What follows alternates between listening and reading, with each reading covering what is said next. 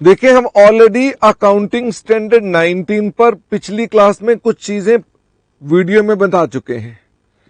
आज हम आपको ये बताना चाहते हैं, लीजेस दो तरह की होती हैं, एक तो फाइनेंशियल लीज और एक ऑपरेटिंग लीज। ये क्लासिफाई कैसे करते हैं ये हमने ऑलरेडी लास्ट वीडियो में बता दिया था, क्लासिफाई कैसे करते हैं।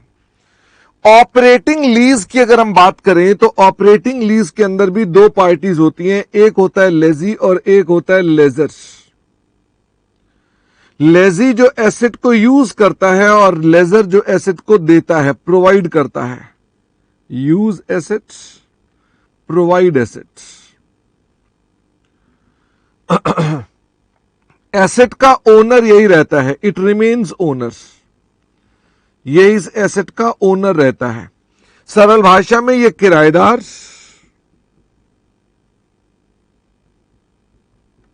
और ये मालिक होता है। तो हम इसमें क्या एंट्रीज डालते थे, इसमें मैंने आपको बताया था, हमने कहा इसमें आपको कोई दिक्कत ही नहीं है। ये लीज रेंटल पे करेगा तो एंट्री क्या होगी, lease rental account debit to bank. Lease rental account debit to bank. और ये उस रेंटल को लेगा तो एंट्री क्या होगी, bank account debit to lease rental. एक ने किराया दिया, दूसरे ने लिया। फिर हम बाद में P&L में भी डालेंगे, तो P&L में ये खर्चा बुक कर देगा अपना टू लीज रेंटल, जो उसका सिस्टमेटिक खर्चा है। भाई सिस्टमेटिक एक्सपेंस कि कितना होना चाहिए। कई बार ऐसा हो सकता है कि जो पे किया है वो सिस्टमेटिक ना हो, जितना होना चाहिए उतना खर्चा वो डालेगा। फिर उसके बाद ये क्या करेगा, ये भी अपने पास इनकम में डाल देगा, lease rental account debit to P&L। ये इसकी अपनी इनकम दिखा देगा, सिस्टमेटिक इनकम, ये उसकी इनकम हो जाएगी। और मैंने आपसे कहा था डेप्रीसिएशन कौन चार्ज करेगा, जरा बताना, मैं तो भूल गया। डेप्रीसिएशन किराएदार चार्ज करेगा कि मकान मालिक चार्ज करेगा, तो डेप्रीसिएशन तो यही चार्ज करेगा।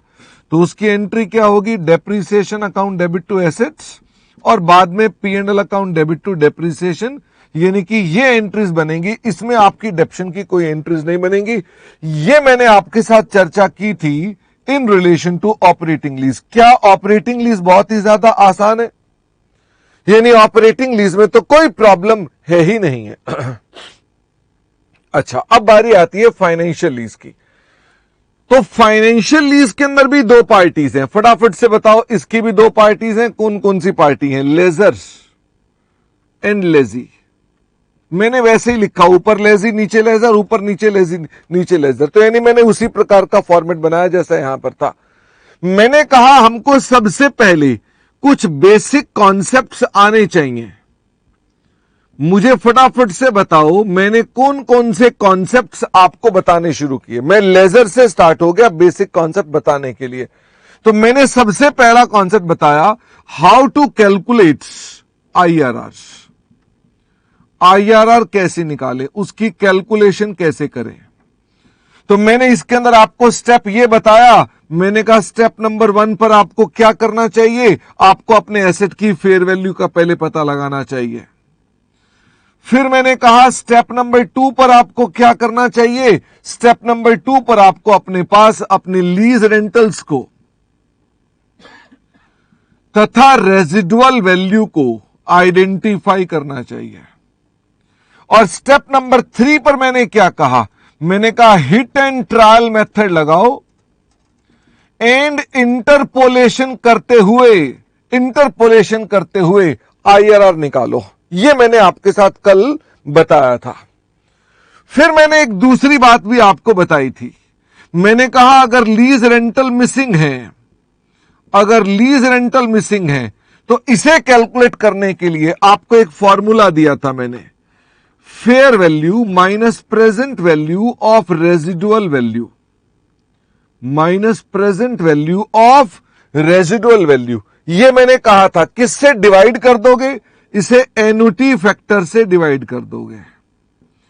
तो जो ये चीज निकल कर आएगी ये आपका लीज रेंटल्स निकल कर आएगा। और ये लीज रेंटल कौन सा है, ये सेम लीज रेंटल होगा पर एनम बेसिस पर। इसका मतलब इसमें आप अलग अलग नहीं कर सकते हो, यानी कि मैंने आपको ये भी बताया था। फिर मैं आपके पास कहा था कि भाई अभी हमारे पास और भी चीज बाकी है, अनअर्न्ड फाइनेंस इनकम कैसे निकालते हैं ये बाकी है, calculation of unearned finance income ये भी बाकी है। इधर आओ। फिर मैंने आपको कहा था what are the journal entries जो कि डाली जाती है बाय लेजर, मैंने कहा ये भी बाकी है। फिर मैंने आपसे कहा लेजी के यहां पर जर्नल एंट्रीज क्या होती हैं, ये भी बाकी है। तो आप एक बार जूम आउट करिए, इसका मतलब अगर देखें तो जो रेड पेन वाला है ये मैंने आपको अभी तक नहीं समझाया था। सर क्या इसके बाद AS 19 में कुछ और भी है? हां, AS 19 में हम एक और चर्चा करेंगे सेल एंड लीज बैक की। अगर मैं ये रेड वाला पोर्शन सारा खत्म कर दूं तो आपका स्टैंडर्ड खत्म हो जाता है।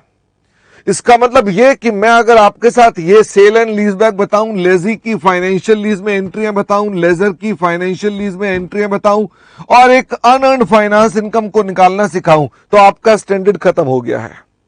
हमने इस स्टैंडर्ड को यहां तक आने से पहले ऑलरेडी आपको बताया था कि लीजेस क्या होती हैं, मैंने उसको डिफाइन किया था कि लीजेस क्या होती हैं, दो पार्टीज होती हैं जिसमें एक पार्टी दूसरी पार्टी को राइट टू यूज एसेट देती है, जिसके अंदर वो अपना कंसिडरेशन पे करती है और उस कंसिडरेशन को सीरीज में भी पे किया जा सकता है। फिर मैंने कहा था ये फाइनेंशियल लीज हो सकती है या ऑपरेटिंग लीज हो सकती है, और मैंने कहा था इन्हें क्लासिफाई करने के लिए एक मैंने डेफिनेशन दी थी।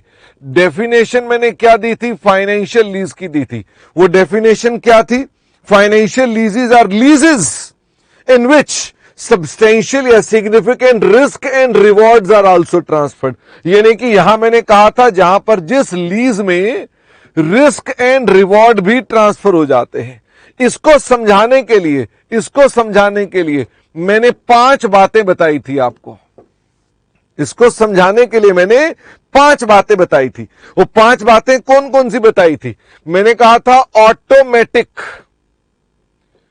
ट्रांसफर हो जाती है ओनरशिप, तो इसका मतलब ये फाइनेंशियल लीज है। दूसरा मैंने कहा था कि एक ऑप्शन है लेजी के पास to buy assets at and at very low price and lazy is certain, lazy को लगता है, एक्सपेक्टेड है कि वो इसको बाय कर लेगा। तो हमने ये 2 कंडीशन बताई थी, थोड़ा जूम करिए।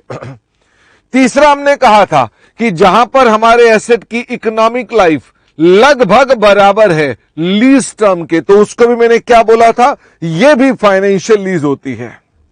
फिर मैंने आपसे कहा था जहां पर एसेट स्पेशलाइज्ड नेचर का होता है वो भी हमारे पास फाइनेंशियल लीज कहलाती है।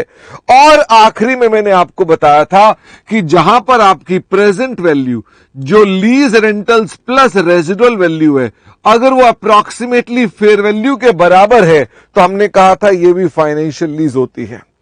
तो हमने अभी तक जो ब्लू पेन वाला है वो आपको बता दिया है, ब्लैक पेन वाला भी मैंने बता दिया है, रेड पेन वाला मैंने आपको बताना है। ब्लू पेन वाला जो था वो हमने आपके साथ थ्योरेटिकली डिस्कस किया था, ब्लैक पेन वाला प्रैक्टिकल है और रेड पेन वाला बताना है।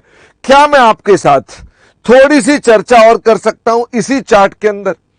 अनअर्न्ड फाइनेंस इनकम को मैं यही डिस्कस कर देता हूं ताकि मैं कल जब रिवाइज कराऊंगा तो ये जनरल एंट्रीज रिवाइज कराऊंगा। तो अनअर्न्ड फाइनेंस इनकम कैसे निकालते हैं? Calculation of unearned finance income, इसका फॉर्मूला है gross investment minus net investment. Gross investment क्या है? ग्रॉस इन्वेस्टमेंट है जो लीज रेंटल्स हैं प्लस जो रेजिडुअल वैल्यू हमने लेनी है। नेट इन्वेस्टमेंट है present value of lease rental and RV. इसका मतलब कुल मिलाकर के हमने कितने पैसे लेने हैं और क्या उसकी प्रेजेंट वैल्यू है, इसके डिफरेंस को अनअर्न्ड फाइनेंस इनकम बोलते हैं। ओके, तो मैं अपने पास आज इसी की चर्चा करूंगा और फिर इसके बाद मैं इनकी चर्चा करके अपनी चर्चाओं को समाप्त करूंगा। एक बच्चा पूछ रहा है क्या ये स्टैंडर्ड आज खत्म होगा? The answer is no.